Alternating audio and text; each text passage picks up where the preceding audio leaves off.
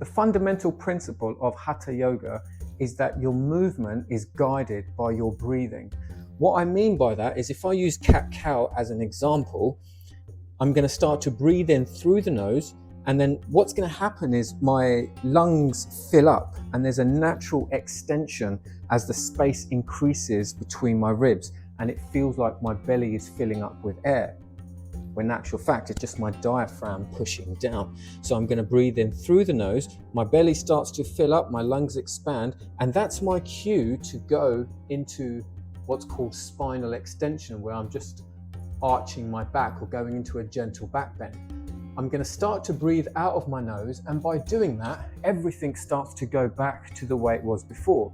So rather than it being a natural extension, which it is on inhale, it's now flexion on exhale.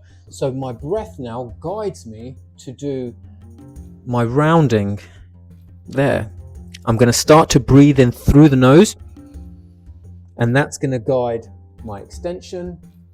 I'm going to start to breathe out of my nose, and that's going to guide my flexion, as opposed to me being here and doing this and then breathing in, and then doing that and then breathing out.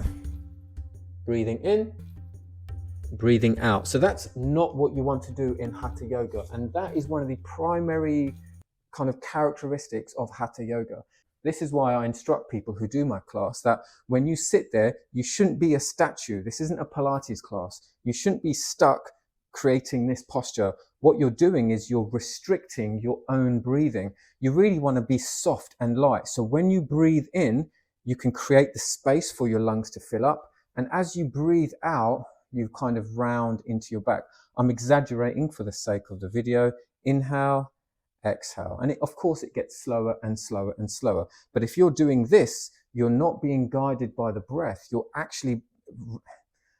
You're just putting on a performance. I don't know how else to say it. And unfortunately, that's what yoga has become nowadays. It is just a superficial performance. But Hatha Yoga is deeply intimate. It's about introspection. What is happening within your body?